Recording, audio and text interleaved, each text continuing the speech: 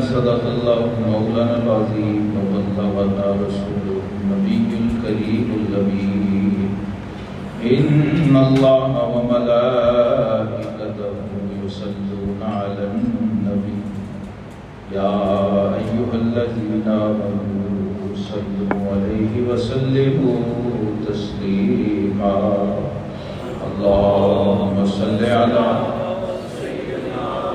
محمد وعلى آل سيدنا محمد وأصحاب سيدنا محمد وبارك وسلم عليه اللهم صل على سيدنا محمد وعلى آل سيدنا محمد وأصحاب سيدنا محمد وبارك وسلم عليه الصلاة والسلام عليك يا سيدي يا رسول الله وعلى آلك وأصحابك يا حبيب الله مولاي صل وسلم دائما ابدا على حبیبک خیر الخلق کلہم. محترم حاضرین، ماہ ذوالقعدہ جو اب جاری ہے، اسلامی سال کا 11واں مہینہ، یہ حرمت والا مہینہ بھی ہے اور حج والا مہینہ بھی ہے. اشہر الحرم میں بھی شامل ہے اور اشہر الحج میں بھی شامل ہے. اللہ تبارک و تعالی نے قرآن پاک میں 12 مہینوں میں سے 4 مہینے ایسے ہیں جن کا الگ سے ذکر فرمایا اور ایک ترتیب سے ان کی حرمت کے جو مضامین ہیں ان کے ساتھ بیان کیا. حرمت کا مطلب سادہ سا یہ ہے کہ یہ مہینے اللہ کی بارگاہ میں باقی مہینوں سے زیادہ عزت رکھتے ہیں، زیادہ عظمت والے ہیں، اور ان میں جو نیکیاں کی جائیں، جو اعمال صالحہ کیے جائیں، وہ باقی سال سے افضل ہیں. ان کا اجر اور ثواب باقی سال سے زیادہ ہے. اور اس میں اگر کوئی نافرمانی کی جائے، کوئی گناہ کیا جائے، کوئی معصیت کی جائے تو اس کی سزا بھی باقی مہینوں سے. تو دونوں طرح سے اس کا پتہ ہونا مسلمان کے لیے یہ ضروری ہے. یعنی زمانہ جاہلیت میں بھی لوگ اس کا پاس و لحاظ کرتے ہیں. آپ سوچیں، جو بت پرستی کا اور شرک کا دور تھا، اس میں بھی ان مہینوں کا احترام کیا جاتا تھا، خیال رکھتے تھے لوگ. تو یہ ماہ مبارک ماہ ذوالحجہ کے ساتھ جڑا ہوا ہے، اور اس کے بعد پھر محرم ہے. یہ تینوں حرمت والے مہینے، ذوالقعدہ، ذوالحجہ اور محرم الحرام. اس کے نام کے اندر ہی حرمت موجود ہے.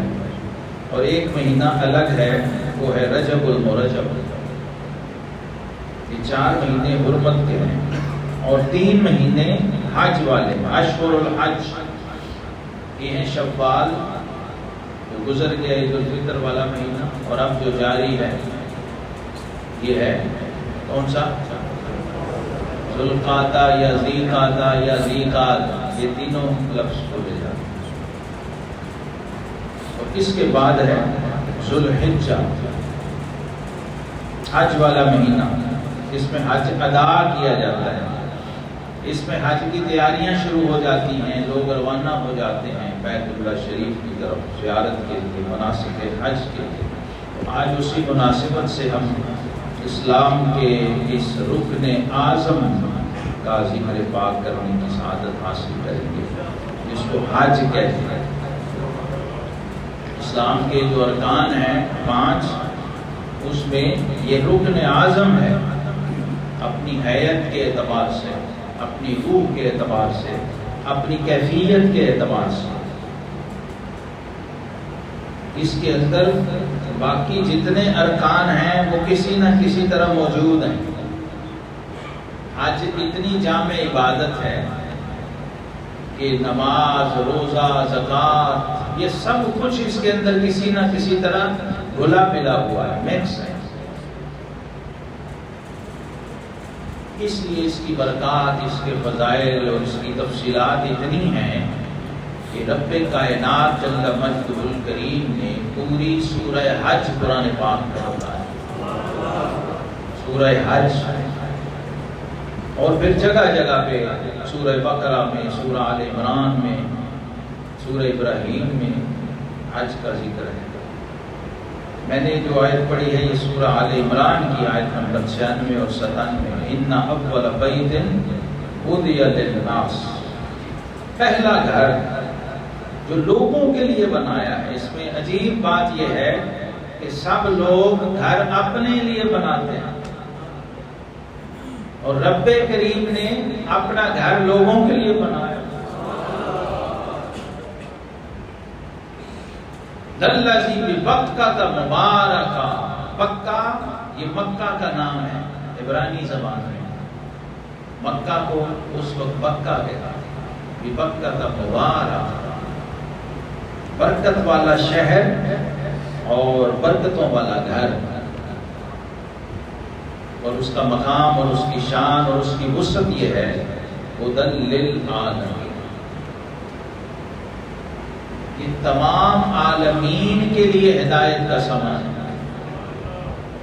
میں اکثر آپ کی توجہ دلاتا ہوں کہ ہمارا رب رب العالمین ہے، اور ہمارے آقا رحمت للعالمین ہیں، اور ہمارا کعبہ یہ ہدی للعالمین۔ تو ہماری رینج یہ چھوٹا چھوٹا علاقہ، گلی، محلہ، شہر یا ملک نہیں ہے، ہماری وسعت اور حدود جو ہیں وہ قرآن نے طے کر دی۔ اب جو خاتم الانبیاء والمرسلین صلی اللہ علیہ وسلم کی امت ہے، رحمت للعالمین کی امت ہے، اس کو جو سوچ کا پیمانہ دیا گیا ہے وہ عالمین ہے۔ صرف اپنی ذات کے لیے سوچنا، اپنے گھر کے لیے سوچنا، اپنے گلی محلے کے لیے سوچنا، یہ محدود اور چھوٹی سوچ کی نشانی ہے، خاص طور پہ اس بندے کے لیے جو قرآن پہ ایمان رکھتا ہو، جو اللہ وحدہ لا شریک کی توحید پہ ایمان رکھتا ہو، جو خاتم الانبیاء والمرسلین صلی اللہ علیہ وسلم کی رسالت پہ ایمان رکھتا ہو، حضور علیہ الصلوۃ والسلام کا کلمہ پڑھتا ہو، اس کو یہ پتہ ہونا چاہیے۔ اور یہ علامہ اقبال رحمۃ اللہ علیہ کو جب یہ چیزیں پتہ چلی تھیں تو پھر ان کی شاعری میں وسعت پیدا ہوئی، اور باقی شاعر بھی تھے، ہزاروں شاعر تھے، لیکن وہ شاعر جو قرآن اور صاحب قرآن سے جڑا ہوا تھا اس کی شاعری بھی دیکھیں آفاقی ہے۔ تو علامہ اقبال کہتے ہیں پرے ہے چرخ نیلی فام سے منزل مسلمان کی، مسلمان ہو تو پھر اپنی سوچ کو آسمانوں سے اوپر رکھو۔ پرے ہے چرخ نیلی فام سے منزل مسلمان کی، ستارے جس کی گردے راہ ہوں وہ کارواں تو ہے۔ تو وہ مسافر ہے جس کا گرد و غبار یہ آسمان کے ستارے ہیں۔ کیوں؟ یہ سوچ کہاں سے آئی؟ یہ صاحب التاج والمعراج کی گرد راہ کا صدقہ نصیب تھا۔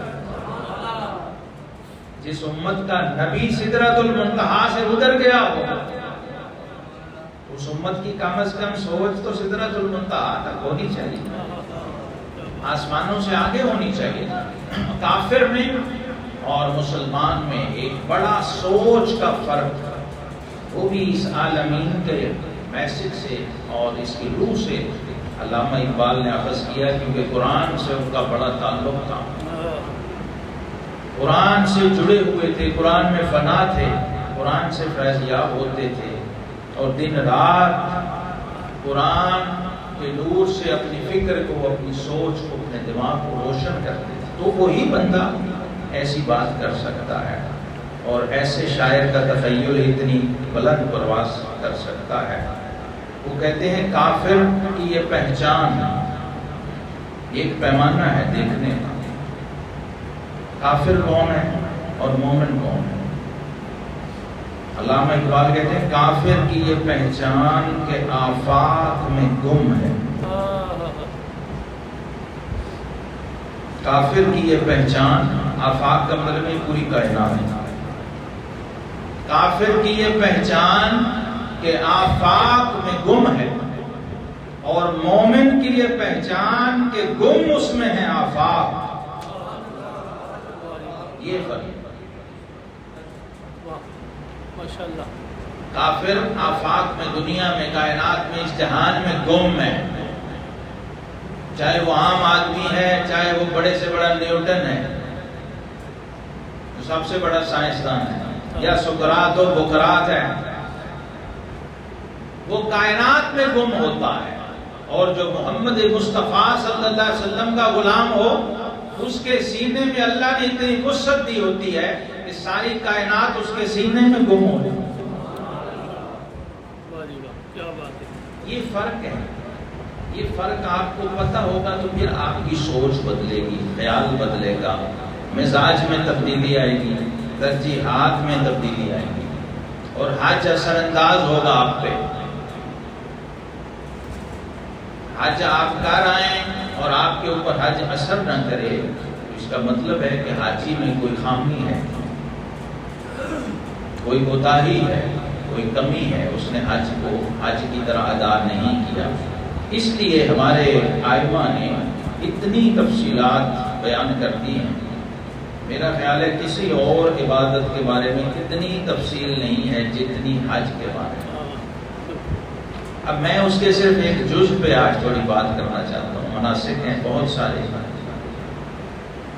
اللہ رب العزت نے خاص طور پہ وہاں بیت اللہ شریف میں جو نشانیاں ہیں ان کی بات کی ہے، فیہ آیات بینات، اس میں کھلی ہوئی نشانیاں ہیں، آنکھوں سے نظر آنے والی نشانیاں ہیں۔ مقام ابراہیم، ایک نشانی اس میں مقام ابراہیم ہے۔ مقام ابراہیم وہ پتھر ہے جس پہ جناب ابراہیم خلیل علیہ السلام کے قدموں کے نشان ہیں، اور یہ جنت سے آیا ہوا پتھر، یہ جنتی پتھر ہے۔ اور جنتی پتھر کی ایک نشانی یہ ہوتی ہے کہ جب اللہ کا خلیل اس پہ قدم رکھے تو وہ اپنی خصلت تبدیل کر دیتا ہے تو پتھر، لیکن اللہ کے خلیل کے قدم کے احترام میں وہ اتنا نرم ہو گیا، اتنا پگھل گیا ادب اور محبت اور مستی کے عالم میں کہ اللہ کے خلیل کے قدموں کے نشان اس پتھر کے سینے میں ثبت ہو گئے، اسکین ہو گئے۔ یہ بھی ایک میسج ہے، یہ بھی ایک پیغام ہے۔ پتھر بھی تبلیغ کرتے ہیں، اگر کوئی سنے کوئی دیکھے، اور رب کائنات نے اس کو یہ شان بخشی، فرمائے وَاتَّخِذُوا مِن مَقَامِ إِبْرَاهِيمَ مُصَلًّى۔ سیدنا عمر بن خطاب فاروق اعظم رضی اللہ عنہ کے موافقات میں یہ ہے۔ آپ نے عرض کیا یا رسول اللہ صلی اللہ علیہ وسلم، اس مقام ابراہیم کو کیوں نہ ہم مصلی بنائیں؟ جو حاجی کعبے کا طواف کرے وہ 2 رکعت نفل یہاں پڑھے۔ ادھر وزیر مصطفیٰ فاروق اعظم رضی اللہ عنہ نے فرش پہ یہ کہا، ادھر عرش سے خالق کائنات نے قرآن اتارا۔ اس لیے آپ فخر سے کہا کرتے تھے وافقت ربی بثلاث، میرے رب نے 3 موقع پہ میری موافقت کی، ادھر میں نے مشورہ دیا، ادھر میرے رب نے قرآن اتار دیا۔ یہ 22 مقامات ہیں۔ اس عمر بن خطاب فاروق اعظم کے بارے میں کلام کرتے ہوئے بندے کو حیا کرنی چاہیے، سوچنا چاہیے۔ جو فرش پہ بات کرے، رائے دے، اللہ قرآن اور وحی اتار دے، اس کی تائید میں وہ کیا ہستی ہوگی، وہ کیا ذات ہوگی، کیا شخصیت ہوگی، اور پھر قیامت تک امت کو پابند کر دے اس کا، اور 1400 سال سے امت اس پہ عمل کر رہی ہو، خود رسول اللہ صلی اللہ علیہ وسلم عمل کر رہے ہو، سارے صحابہ کر رہے ہوں، یہ ایک ادا ہے فاروق اعظم کی۔ مقام ابراہیم وہ پتھر آج بھی جو مطاف میں موجود ہے، بیت اللہ شریف کے پاس ہے، لوگ اس کی زیارت کرتے ہیں، اس کو دیکھنا بھی عبادت ہے، اس پتھر کو دیکھنا بھی عبادت ہے۔ اور شان اس پتھر کی کیا ہے؟ جنتی پتھر اور اللہ کے خلیل علیہ السلام کے قدموں کے نشان اس کے اندر ہیں۔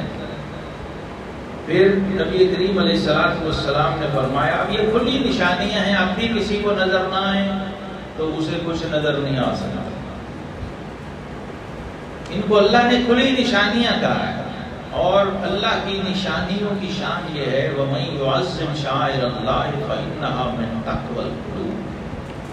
یہ بھی قرآن نے بیان کر دیا ہے کہ جو اللہ کی نشانیوں کا احترام کرتے ہیں وہی ہیں جن کے دلوں میں تقویٰ ہے۔ دل میں تقویٰ ہوگا تو وہ اللہ کی نشانی کی تعظیم کرے گا، دل میں تقویٰ نہیں ہوگا تو اس کو شرک و بدعت بنا دے گا۔ دل میں تقویٰ کا مطلب ہے خوف خدا، خشیت الہی، اللہ سے ڈرنے والا ہوگا، تو پھر اللہ کی نشانیوں سے بغض نہیں رکھے گا بلکہ اللہ کی نشانیوں سے محبت رکھے گا، ورنہ یہ نشانیاں بیان ہی نہ کی جاتی اور ان کو یہ ٹائٹل نہ دیا جاتا ان صفا والمروہ من شعائر اللہ، ہیں پہاڑ، ہیں پتھر، ہیں کنکر، لیکن جب نسبت ہو گئی بارگاہ الہی سے اور اللہ نے اس کو نشانی کہا کیوں ہے؟ کسی کو خلیل سے نسبت ہے، کسی کو ذبیح سے نسبت ہے، کسی کو حبیب سے نسبت ہے، اور کسی کو سیدہ ہاجرہ سلام اللہ علیہا سے نسبت ہے، یعنی نبی سے نسبت ہے یا ولی سے نسبت ہے، تو رب ذوالجلال اس کو اپنی نشانی قرار دے گا۔ یہ پیغام تو قرآن نے واضح ہمیں دیا کہ جب اللہ کے محبوب اور پیاروں سے کسی جگہ کو، مقام کو، مکان کو، پتھر کو، پہاڑ کو نسبت ہو جائے تو وہ اللہ کی نشانی بن جائے۔ اب اس کی تعظیم بھی لازم ہو گئی، اس کی زیارت بھی ثواب ہو گیا، اس پہ بیٹھنا بھی ثواب ہو گیا، اس پہ دوڑنا اور چلنا بھی ثواب ہو گیا، ادھر سے ادھر جانا، اس کو اللہ نے سائی کو رکن بنا دیا۔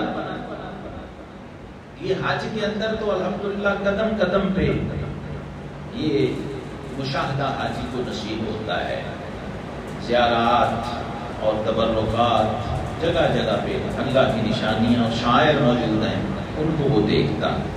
وہ ایک دوسرا پتھر ہے جس کو حجر اسود کہتے ہیں،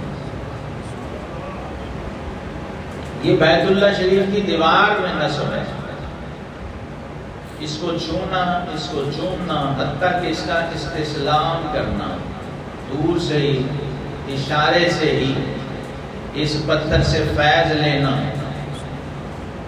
کھڑے ہو کر، اگر چھو نہیں سکا، چوم نہیں سکا تو آقا کریم علیہ السلام نے استسلام کو بھی سنت بنایا اور اپنی امت کو بتایا کہ بغیر چھوئے بھی فیض پہنچ سکتا ہے۔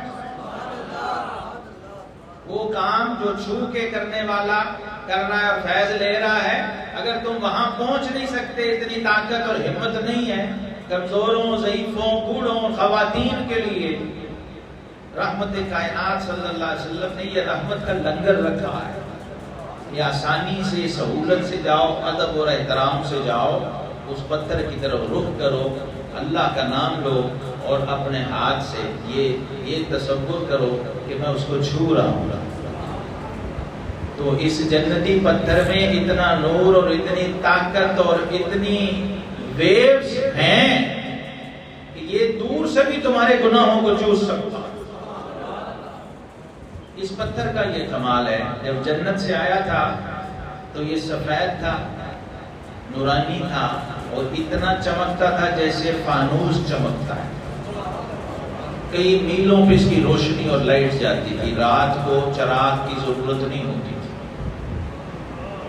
اور جناب ابراہیم خلیل علیہ السلام نے کام کرنا ہوتا تھا جب تعمیر ہو رہی تھی بیت اللہ شریف، اس کا بھی ذکر پوری تفصیل سے قرآن پاک کے اندر ہے۔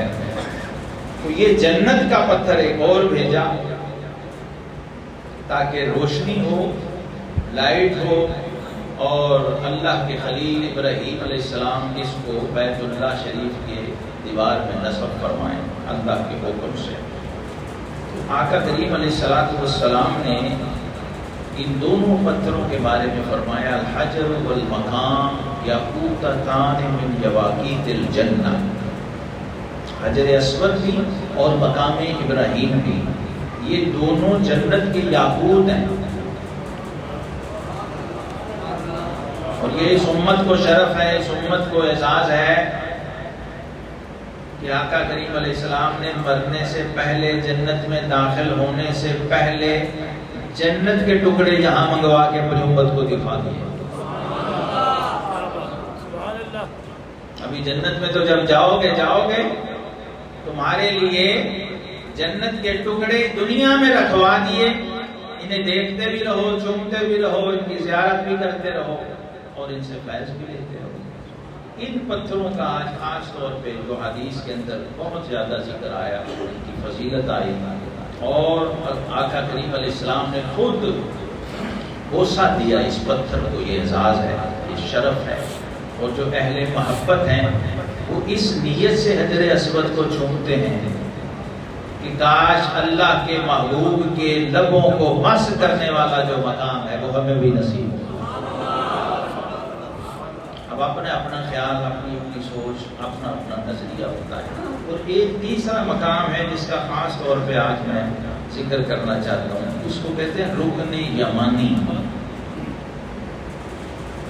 یہاں پر الا ماشاءاللہ کسی پاکستانی کو آپ دیکھیں یا ہندوستانی کو دیکھیں یا ہماری سائٹ کے لوگ دیکھیں، رکن یمانی پہ 90% آپ کو عرب ممالک کے لوگ، دوسرے عالم اسلام سے آئے ہوئے مسلمان کو نظر آئیں گے۔ ہمارے لوگوں میں لگتا ہے کہ اکثریت کو پتہ ہی نہیں ہے کہ رکن یمانی کی شان کیا ہے۔ حجر اسود کے اوپر جا کے دھکے کھا رہے ہوتے ہیں، چھیل رہے ہوتے ہیں اپنے بدن کو، جسم کو، خون نکل رہے ہوتے ہیں، لیکن رکن یمانی وہ جگہ ہے خالی پڑی، میں نے اکثر دیکھا ہے۔ اور جس طرح حجر اسود کا استسلام ہے، اسی طرح رکن یمانی کا بھی ہے۔ یہ بھی ہمارے لوگوں کو نہیں پتا، میں نے دوسرے ممالک کے مسلمانوں کو دیکھا ہے یہ کرتے ہوئے، اپنے لوگوں میں سے میں نے کبھی کسی کو نہیں دیکھا کہ وہ رکن یمانی کا بھی استسلام کرے۔ یہ حدیث پاک سنی عبداللہ ابن عمر رضی اللہ تعالیٰ عنہما کہتے ہیں ان افعل فقط سمعت رسول اللہ صلی اللہ علیہ وسلم، کہتے ہیں ہم نے آپ سے پوچھا، صحابہ اور تابعین کہتے ہیں کہ ہم نے آپ کو دیکھا ہے کہ حجر اسود پہ بھی استسلام کرتے ہیں اور رکن یمانی پہ بھی استسلام کرتے ہیں، اس کی کیا وجہ ہے؟ تو ابن عمر رضی اللہ عنہ نے فرمایا میں کیوں نہ کروں، کیونکہ میں نے رسول اللہ صلی اللہ علیہ وسلم سے یہ سنا ہے کہ ان استلامہما یحط الخطایا، ان دونوں کا استسلام گناہوں کو مٹا دیتا ہے۔ اور کہتے ہیں میں نے سنا آقا کریم علیہ السلام سے من طاف اسبوعا یحصی وصلی رکعتین کان کعدل رقبۃ، جو شخص بیت اللہ شریف کے ساتھ چکر لگا لیتا ہے اور 2 رکعت ادا کر لیتا ہے، وہ جہنم کی آگ سے بری ہو جائے، ویسے جیسے اس نے ایک غلام کو آزاد کر دیا، ایک گردن کو آزاد کر دیا۔ اور پھر دوسری روایت مسند احمد میں ہے، وہاں بھی یہی الفاظ ہیں ان مسحہما کفارۃ للخطایا، ان دونوں کا ذکر آیا، صرف حجر اسود نہیں، حجر اسود بھی اور رکن یمانی بھی، اس کو بھی اس طرح چھونا، اگر چھو سکیں پاس جا کے، اور وہاں تو کوئی رش بھی نہیں ہوتا، آسانی سے آپ جا سکتے ہیں، اس کو بھی ہاتھ سے مسح کرنا اور چھونا یہ بھی گناہوں کو مٹا دیتا ہے۔ اسی طرح صحیح ابن حبان میں ہے کہ آقا کریم علیہ السلام نے فرمایا مسح الحجر والرکن الیمانی، اب یہ دونوں باقاعدہ نام لے کے ذکر کر دیا، حجر اسود کو چھونا مسح کرنا اور رکن یمانی کا مسح کرنا، یحط الخطایا حتی، یہ آخری گناہ کو بھی مٹا رہا، یعنی اس بندے کے وجود میں کوئی گناہ باقی نہیں۔ اب یہاں یہ سمجھیے ایک بات بڑے دھیان سے کہ یہ جو چھونا ہے اس کی اہمیت کیا ہے؟ جب آپ کسی مقدس مقام پہ ہاتھ رکھتے ہیں، کسی مقدس پتھر پہ ہاتھ رکھتے ہیں تو اس کا فیض آپ کو ملتا ہے، تو اللہ کے کسی پیارے بندے سے اگر ہاتھ ملا لیں، سوچیے پتھر فیض دے رہا ہے، مجھے بتائیے اللہ کا ولی افضل ہے یا حجر اسود افضل ہے؟ اللہ کا ولی تو کعبے سے بھی افضل ہے، اللہ کا مومن بندہ، اس کی حرمت یہ ہے اور اس کی شان یہ۔ تو اسلام تو قدم قدم پہ بار بار اس بوسے کی تلقین کر رہا ہے، چومنے کی، اسلام بار بار چھونے کی، مسح کی تلقین کر رہا ہے، اور اس سے گناہ مٹ رہے ہیں۔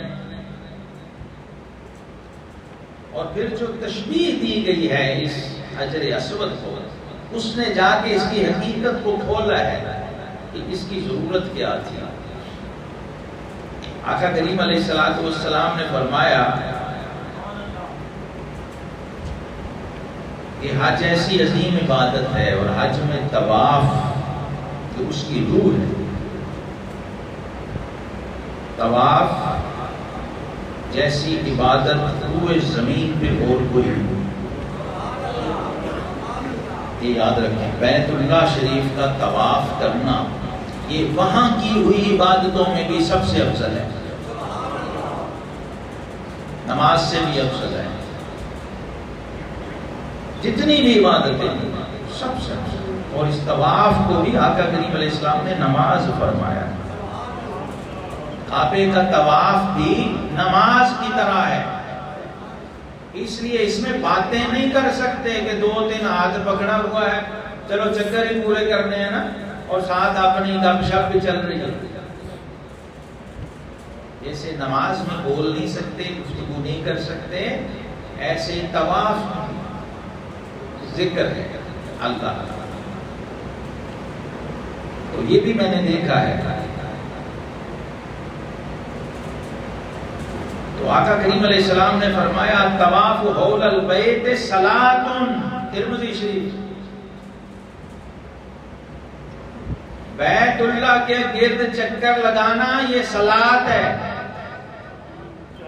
الا انکم تتکلمون فیہ الا انکم تتکلمون فیہ، ہاں یہ ہو سکتا ہے صلاۃ ایسی ہے کہ اس میں کوئی بات چیت، کوئی گفتگو کر سکتے ہیں، مگر فمن تکلم فیہ فلا یتکلم الا بخیر، اگر بولنا پڑ جائے، گفتگو کرنی پڑ جائے تو وہ کیا ہے؟ سبحان اللہ، الحمدللہ، اللہ اکبر، لا الہ، اور جو دعائیں ہیں، قرآن کی تلاوت ہے، کوئی ایک آدھ بات آپ اشارے سے، کوئی ایک آدھ جملہ اگر بول دیا یا کہہ دی کوئی بات ایک دوسرے کو آپس میں، تو اس کی رخصت موجود ہے، لیکن یہ نہیں ہے کہ آپ دنیا کی باتیں، ہوتا پیشاب اور باقی معاملات اس میں، کیونکہ طواف افضل ترین عبادت ہے اور اس میں اس کی اجازت نہیں ہے۔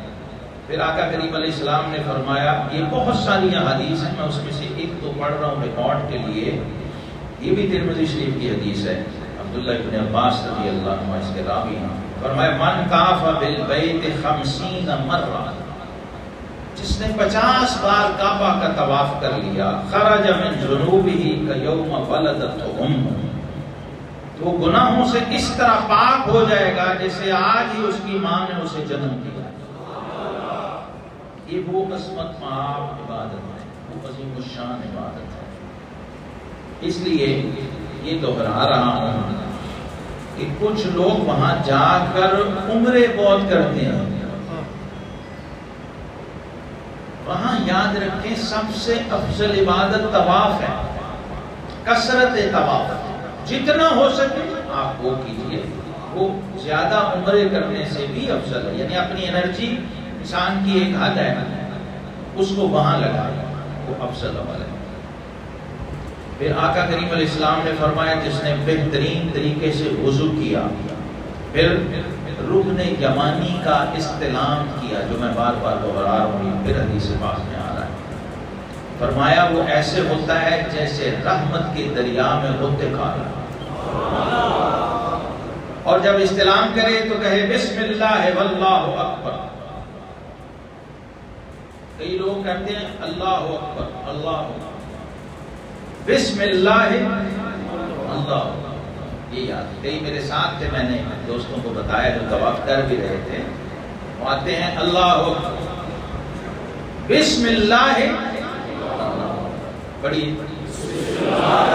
اللہ اشہد ان لا الہ الا اللہ وحدہ لا شریک لہ واشہد ان محمدا عبدہ ورسولہ. تو فرمایا رحمت اس کو ڈھانپ لیتی ہے، اللہ کی رحمت، اللہ کی رحمت اس کو لپیٹ لیتی ہے، اس کا احاطہ کر لیتی ہے. پھر یہ اگلی روایت ہے جس میں فرمایا کہ واللہ لیبعثنہ اللہ یوم القیامہ، اللہ تبارک و تعالی اس پتھر کو، حجر اسود کو، یہ شان دے گا قیامت کے دن، اس پتھر کو اس طرح اٹھائے گا کہ لہو عینان یبصر بہما، اس کی دو آنکھیں ہوں گی جس سے یہ سب کو دیکھے گا، واللسان ینطق بہ، اور زبان ہوگی جس سے یہ بولے گا اور کلام کرے گا. یشہد علی من استلمہ بحق، جس شخص نے واقعی اس کا حق استلام کیا ہوگا صدق دل سے، دور سے بھی اس کی طرف اشارہ صدق دل سے کیا ہوگا، تو فرمایا یہ گواہی دے گا پتھر اس شخص کے حق میں. پتھر کی زبان ہوگی، آنکھیں ہوں گی، ہونٹ ہوں گے. یہ اگلی روایت میں آ رہا ہے، فرمایا یبعث اللہ الحجر الاسود والرکن الیمانی، دونوں کا ذکر آ گیا، حجر اسود کو بھی اور رکن یمانی کو بھی اللہ قیامت کے دن اٹھائے گا. وَلَهُمَا عَيْنَانِ، ان دونوں کی آنکھیں ہوں گی، ان کی دو زبانیں ہوں گی اور ان کے ہونٹ ہوں گے. یشہدان لمن استلمہما بالوفاء، یہ الفاظ ہیں ساتھ دھیان سے، صرف استلام نہیں کیا، وفا کے ساتھ، وفاداری کے ساتھ، جذبے کے ساتھ، شوق کے ساتھ، للہیت و اخلاص کے ساتھ. اور پھر اگلی روایت میں فرمایا یأتی الرکن الیمانی یوم القیامت اعظم من ابی قبیس، یہ چھوٹا سا رکن یمانی جو نظر آ رہا ہے، فرمایا اللہ اس کو جبل کوہ ابی قبیس کے سائز میں اٹھائے. لہو لسانان و شفتان، اس کی زبانیں ہوں گی اور اس کے ہونٹ ہوں گے اور یہ گواہی دے گا. اسی طرح آخر میں فرمایا اشہدوا ھذا الحجر خیرا، اے لوگو جب اس پتھر کی بارگاہ میں حاضر ہو تو ادب سے آؤ، خیر اور بھلائی کا جذبہ لے کے آؤ، عقیدت لے کے آؤ. فَإِنَّهُ يَوْمَ الْقِيَامَةِ شَافِعٌ يَشْفَعُ، اللہ قیامت کے دن اس کو شفاعت کا موقع دے گا، یہ شفاعت کرے گا اپنے بوسہ دینے والوں اور چومنے والوں. لہو لسانان و شفتان، اس کی زبان ہوگی اور اس کے ہونٹ ہوں گے. اور یشہد لمن استلمہ، جس نے اس کا استلام کیا ہوگا محبت کے ساتھ، عقیدت کے ساتھ، یہ پتھر اس کے حق میں گواہی دے گا.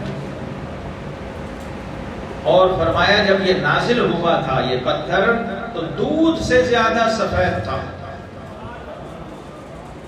دوسری روایت میں برف سے زیادہ، اشد بیاضا من الثلج، جیسے یہ اولے پڑتے ہیں تو یہ سفید ہوتے ہیں نا، فرمایا اتنا سفید تھا مگر فَصَفَّتُهُ خَطَايَا بَنِي آدَمَ، انسانوں کے گناہوں کی سیاہی نے اس کو کالا کر، کیونکہ اس کا کام ہے گناہوں کو چوسنا. اور آقا کریم علیہ الصلوۃ والسلام نے فرمایا الحجر الاسود یمین اللہ فی الارض، یہ اس کی روح ہے. تب جا کے یہ حجر اسود سمجھ آتا ہے جب یہ روایت پڑھیں، یہ حدیث پڑھیں. فرمایا یہ حجر اسود گویا زمین پر اللہ کا دایاں ہاتھ ہے. کیسے بلا؟ پہلے زمانے میں بادشاہوں کے جب دربار لگتے تھے نا، تو جو بھی شخص بادشاہ کے دربار میں حاضر ہوتا وہ بادشاہ کے ہاتھ کو بوسہ دیتا تھا. آج بھی سعودی عرب میں بادشاہ کے ہاتھ کو بوسہ دینا وہاں کی شاہی روایت ہے، تمام تر شرک بدعت کے فتووں کے باوجود. جبکہ صحابہ کرام تو آقا علیہ السلام کے ہاتھ بھی چومتے، پیر بھی چومتے. وہ تو اللہ کے محبوب علیہ السلام کے جسم اقدس سے لگے ہوئے پانی کو بھی چومتے تھے، اور جو دوسرا چوم لیتا، بوسہ دے لیتا، وہ اس کے ہاتھ کو بھی چومتے تھے. اس پر تو ائمہ نے باپ باندھے.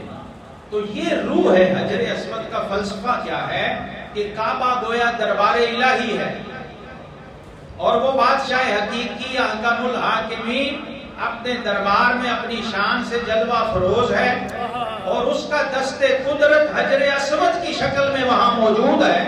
تو اس کے جس بندے نے جا کے اس کالے پتھر کو چوما، گویا اس نے دست قدرت کو بوسا. رب ذوالجلال خالق کائنات کے دست قدرت کو بلا تشبیہ و بلا مثال، اللہ دست ہاتھ سے پاک ہے، اللہ اعضاء سے پاک ہے. لیکن یہ ہماری سہولت کے لیے آقا کریم علیہ السلام نے تشبیہ دے کے سمجھایا کہ اس کو یوں ہی سمجھو اور ایسے ہی چومو جیسے اپنے مالک و مولا اور معبود کے دست قدرت کو بوسہ دے رہے ہو.